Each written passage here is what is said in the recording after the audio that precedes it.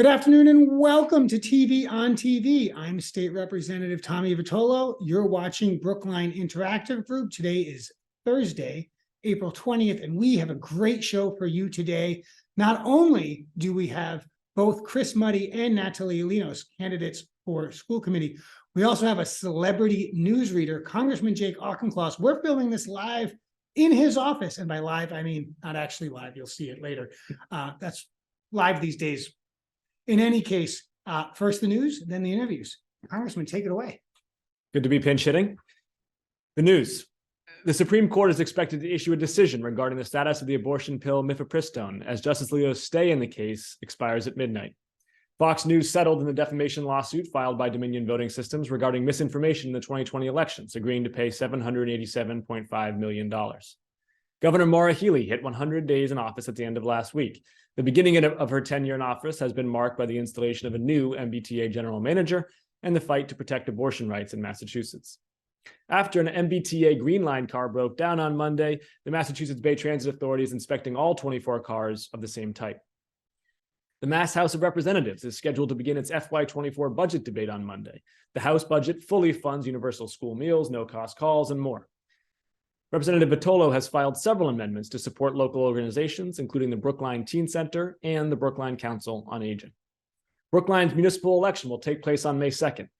His election results show will return to Brookline Interactive Group at 7 p.m. on the night of the election. He'll discuss the ballot questions, townwide candidates, and watch the results roll in live.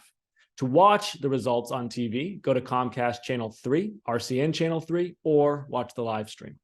Congratulations to the 143 Brookline residents who ran the marathon on Monday.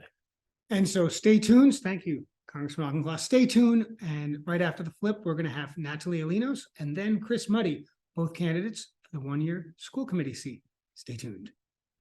And as I mentioned today, we've got a double header, a two for Thursday, if you will, on TV on TV. We're going to start in this one-year school committee race interview with Natalia Linos, one of two we're going to talk with today. Natalia, thanks for being on the show. Thanks so much, Tommy, for having me. And let's get right into it. Tell us, what have you been doing your whole life? Tell us a little bit about yourself. All right, that would take a long time, but I'll start with where I am right now. I live in Brookline Village with my husband and our 3 kids who go to Pierce. I also serve as executive director of a center at Harvard called the FXB Center for Health and Human Rights. But a lot of my career actually was at the UN. I worked in Beirut as a speechwriter to Helen Clark, the former Prime Minister of New Zealand. I worked on climate and health in New York City. I also, started my career relevant to school committee as a school teacher, but in Beirut. So I've done a lot of different jobs. What I think has driven me in all those jobs is a commitment to equity and inclusion, and increasingly a commitment to climate action.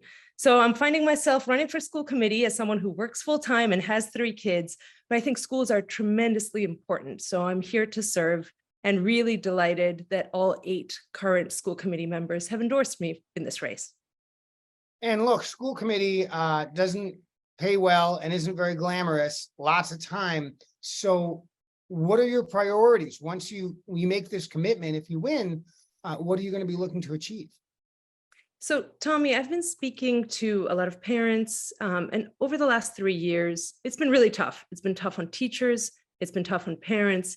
It's been tough on school committee. As someone who entered really Brookline politics during the COVID pandemic to bring my expertise, my public health expertise, I want to continue to do that. The crisis that parents are talking about right now is a crisis of mental health.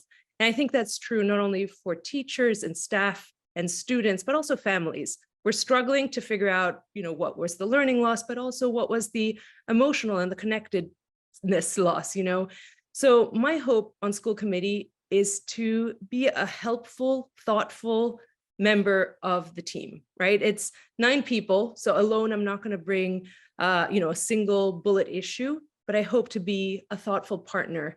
Our superintendent is doing a good job. He needs support. And I'm hoping to be there to support on issues, including, racial equity in terms of our testing and other sort of academic achievement, but also making sure that no kids are falling through the crack, whether it's kids with disabilities or kids that have really been harmed by COVID. So my top priority is well-being, and I use mental health as kind of the name. The second priority is inclusion and equity. And the third one is climate action. Increasingly, I believe that every institution, whether it's our schools or our town government, need to be putting that on the top of the list. And that means paying attention to our buildings, our operations, are we composting in schools, but also the curriculum. We are setting the future climate leaders. We are building them here in Brookline. So we need to make sure that we are doing that thoughtfully. Lots of places to branch off from, but I want to start referencing your professional expertise in public health. I hear that you'll be one of 9, but of course, the 9 school committee members have different skills and strengths. Yours clearly is public health. What does that bring to the table? How does that influence not just students, but also staff and faculty? Yeah, that's a great question, Tommy. And, just to add to sort of my bio, in town, I'm currently a town meeting member in Precinct 6, but I'm also chair of the Advisory Council on Public Health. In that role, I've been advising our town in terms of how we think about health issues, whether it's COVID and masking, but also rats and other, priorities that are in the town. I think there's a bit of a disconnect between what happens in schools. We have fantastic nurses, we have social workers, and what happens on the town side. So I hope to be a bit of a bridge. But in terms of my, training, I'm clearly trained in quantitative analysis. I understand numbers. I like to make policy decisions based on that. But I'm also, importantly, a social epidemiologist. And, sadly, before COVID, I would probably have to define the term epidemiologist. But now let me just define social epidemiologist. Social epidemiologists think about what shapes health outside of the healthcare system. Our environments, our built environment, our schools, our education system, what happens in homes and households. And really, it's about everything outside of the healthcare system. And I think that schools are fundamental to that. And so I'm excited to be in school committee because I think public health and well-being is shaped a lot of the times in those environments. For adults, it's the workplace. We talk a lot about occupational health. What are we doing in terms of protecting workers, the hours they work, the conditions they work in? But for kids, their health is really shaped in schools. And so I'm really excited to be able to contribute that expertise. Now, you mentioned mental health. You also mentioned you're a school parent. I happen to know you're a Pierce parent. And so let's connect some things, right? Pierce is on the ballot. We've had conversations about equity in Pierce. You've got children at Pierce who would, if the question 1 vote is yes, be at least temporarily relocated to other places. How does this all come together for you? Yeah, and it's a difficult question because on a personal level, for my family, it will cause some disruptions, right? I have a 4th grader and I have 2 twins who are in kindergarten, so they'll be across 2 schools. But fundamentally, it's the right decision. I am a big yes on question 1, because our school right now is not accessible to children with disabilities. And these are visible disabilities. Children in wheelchairs can't access the buildings. Teachers in wheelchairs can't access the buildings, but also children who may be hard of hearing, might have ADHD. The open classroom setup is simply not working for many, many kids. And, I don't know that the data shows this, but I would say it would be difficult to retain and recruit really, good teachers who may also not want to teach in such a difficult environment. So, my one priority is that we need to rebuild Pierce to work for the whole community, to work for all kids, and it's currently not working. Some of the little things, Tommy, I hear from my kindergartners that they have to put on their snow boots and their snow gear just to walk to the cafeteria on these cold days. I can imagine, with a class of 18 5-year-olds, that would probably take, 10, 20 minutes. I have twins and it takes me a really long time to get them out the door. Similarly, if they need to go to PE, they have to get all their gear on. I mean, what does that mean in terms of how much are they losing from their curriculum, their music class, their PE, where they have to cross the campus? So the campus is also not working from a time management perspective. So there's a lot of small inconveniences, and there are the big issues around safety and accessibility. And so I urge everyone who's listening to vote yes on question 1. And for parents at Pierce, I know it will cause a little bit of disruption for the next few years for us, but some generation of parents is going to have to deal with this, and let it be us. And, I'm excited to, rebuild this school for all of us. We've also got question 2 on the ballot, which relates to both school and town. That's an operating override. And so most of that will be spent on salaries or ongoing expenses like roads. Where are you coming down on that, and how does that tie in as a potential school committee member? Strongly in favor. Proposition 2.5 has basically not allowed us to keep up with the basic cost of inflation. Most of us who work in the private sector or at universities, we've been seeing increases in our salaries to try and keep up with that. That is simply not happening. And what is at stake if question 2 doesn't pass is people's jobs, including educators, including our teachers. And so I really want to be on school committee as someone who supports our teachers, supports, a living wage. We had the negotiations last time, and we need to live up to that commitment. And in order to live up to that commitment, we have to pass question 2. So my role in school committee, Tommy, will be, much harder if either question 1 or question 2 does not pass. And it'll be, I would say it will be once again putting our town in such difficult, challenges, and we will see some of these very, very, very unfair decisions about, do you cut a social worker, or do you cut a guidance counselor, or do you cut foreign language teachers, or do you cut the music program? And I really don't want to be in that place on school committee. So my number 1 priority is please vote yes on 2. If I have to be there, I hope to do a good job, to listen carefully, to weigh the plus and minuses, but I don't really want to envision or imagine that right now. Now, you've mentioned equity in a couple of different contexts, and one piece of equity I want to give a minute or two to is racial equity. And we see it in results, or we don't see it in results. We see it or we don't see it in discipline, right? There are several places it shows up. We've only got a minute or two, but give us some thoughts about where your lens comes to play and where there may be some opportunities in the Brookline public schools. So Tommy, as part of my career at Harvard, I co-lead a large program on structural racism and health, where we look at a lot of data in terms of outcomes, inequitable outcomes in terms of health, maternal mortality, child mortality, and other issues. Fundamentally, these are caused by structural issues. So if we're seeing in our schools higher rates of disciplinary, Black boys being expelled at higher rates, or being disproportionately targeted for, some sort of services that might be inappropriate, or finding that scores are unequal, we have to go back to the root causes. Are our schools meeting the needs of all kids? And, some of it might be related to implicit bias, but I think fundamentally it's much more around thinking about the curriculum, thinking about the support services, thinking about the conditions in which our schools and our assumptions, and whether that's working. I know that the current school committee members are really committed to thinking about equity, and I hope to be a good partner bringing that expertise on structural racism that I have, developed over the last decade. Folks, Natalia Linos, candidate for school committee 1-year seat. There's the 3 candidates for the 3-year seats, and then you want to go down to the one right below it. That is a competitive race. Natalia, you're on the ballot. I wish you the best of luck. Thanks for coming on the show today. Thanks, Tommy. And if anybody wants to learn more, check out my website, www.votenatalialinos.com. Reach out by email, dr for drnatalialinos@gmail.com. And I'm here to answer questions, but most importantly, please vote on May 2nd. Thank you. And that's it. Stay tuned for our interview with the other candidate coming soon. And as promised, we're back with the second of 2 interviews today here on the TV on TV television program on Brookline Interactive Group. Our second candidate for the 1-year school committee seat is Chris Mutty, and we've got him right here, right now. Chris, how you doing today? Hey there, Tommy. I'm doing really well. How are you?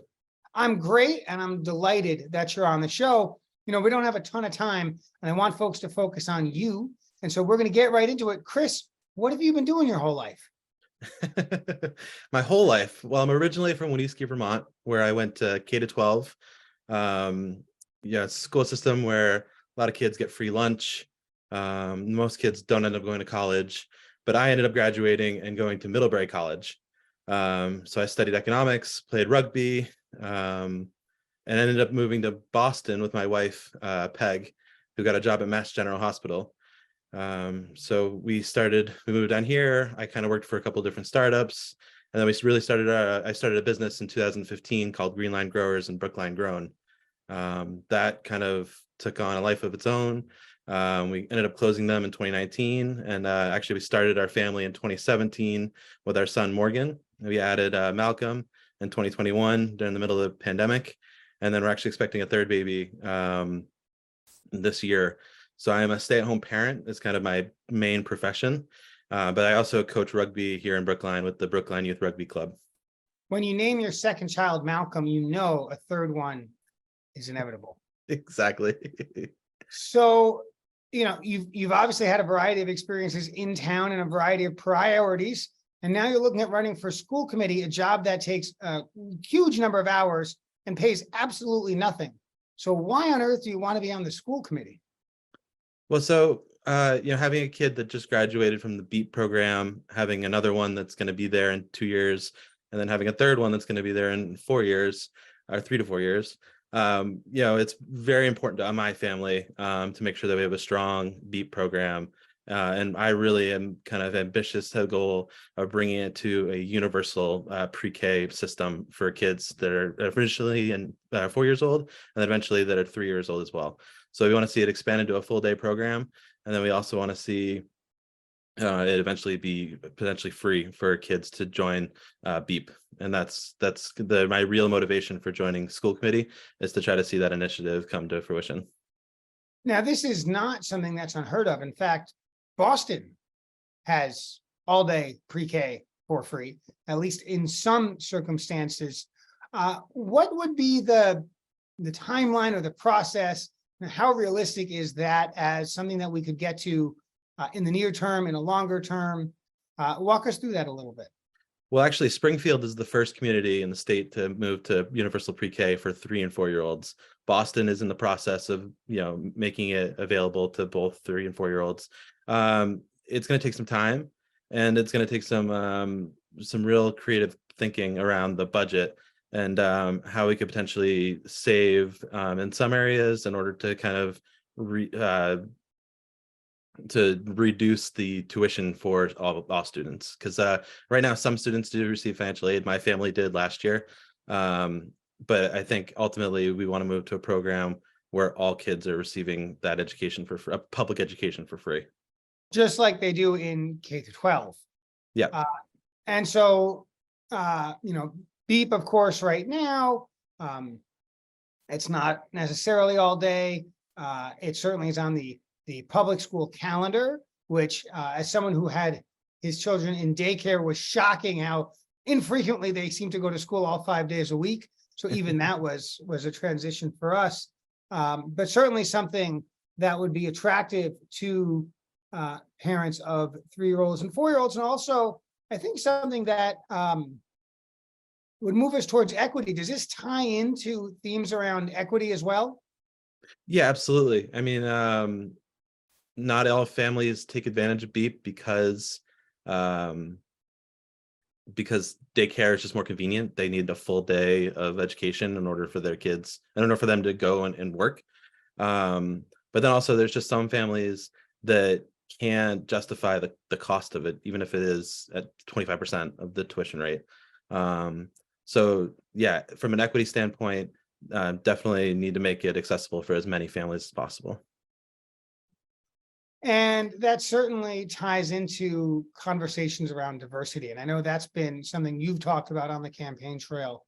Link some conversations around diversity within the public schools of Brookline with BEAP or other things you've been thinking about as a candidate. Certainly. So, I mean, when I think about diversity, I'm not just thinking about the students, I'm also thinking about the teachers. So making sure that the teachers reflect the student population.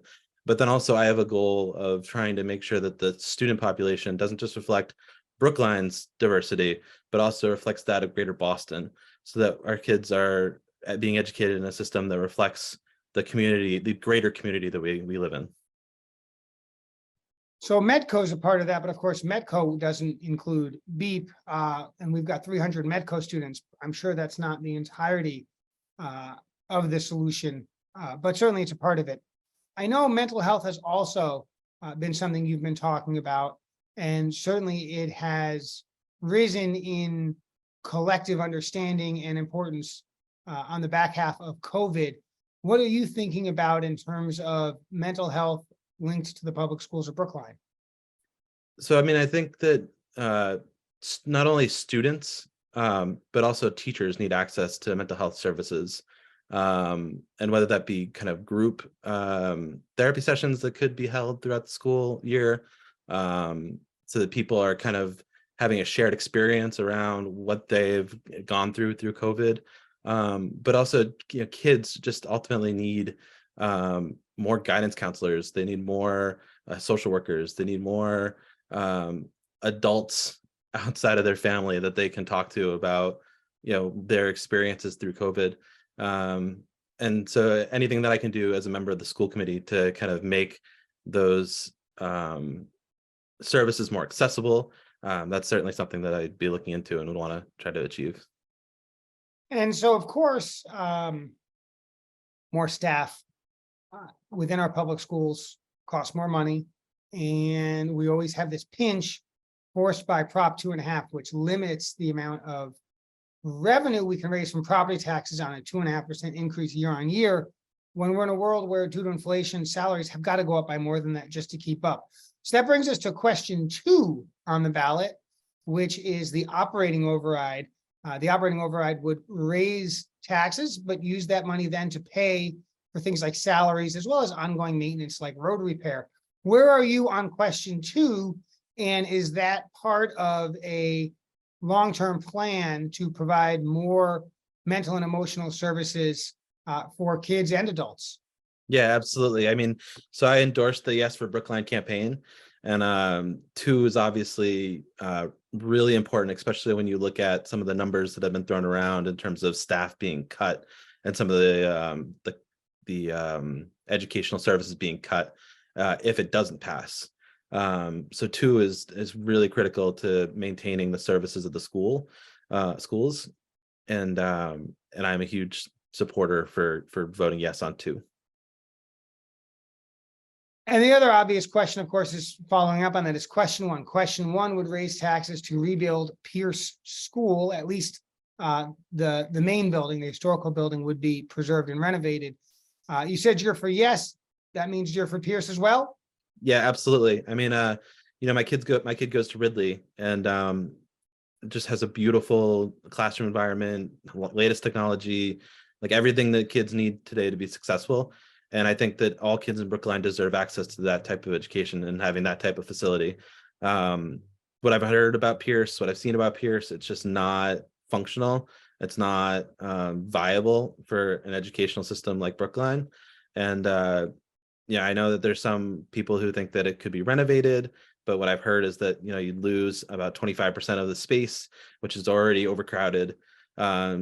And I wrote an essay, actually, which is on my website, chrismutty.com/blog, where you can read more about my opinion on voting yes on 1 and rebuilding the Pierce School. So you're for yes, which is question 1. Question 2, we've talked about mental health. We've talked about diversity. What else is on your mind? What else do voters need to know about you and about your priorities if you are elected to the school committee? I mean, I've been talking to parents throughout the process of campaigning. Academics has been one thing that's kind of come to the top of the conversation, obviously, pretty much every time I have an opportunity to chat with a parent. A lot of people think that, homework is something that is an important part of continuing our kids' education outside of the classroom. And a lot of parents want to see it in earlier grades. I know, like, my kindergartner doesn't have homework, but we actually, when he comes home from school, we have him read for 20 minutes. And we also have him do math on a website for 20 minutes, which usually ends up extending into 40 to 50 minutes just because he loves being on the computer. So homework is one thing. Tracking in the high school is another thing. A lot of parents wanting to see their kids be challenged as much as possible. So making sure that kids have opportunities outside of AP classes to make sure that they're excelling in the classroom. And then I hear a lot of parents asking why does Russian math exist? Why does mathnasium exist? And the truth is that the academic rigor in the classroom isn't necessarily to the standard that it could be. So I think really challenging kids in mathematics in the classroom and kind of pushing kids' ability is critical to making sure that the school system is successful. Chris, I'm afraid you may have just lost the kindergarten block vote on this saber rattling about more homework for kindergartners. I don't know what the adults think about it. We will find out on May 2nd, the election day. Chris, any final words, website, things folks should be thinking about before election day? Yeah, absolutely. So visit my website, Chris Mutty, and that's mutty.com.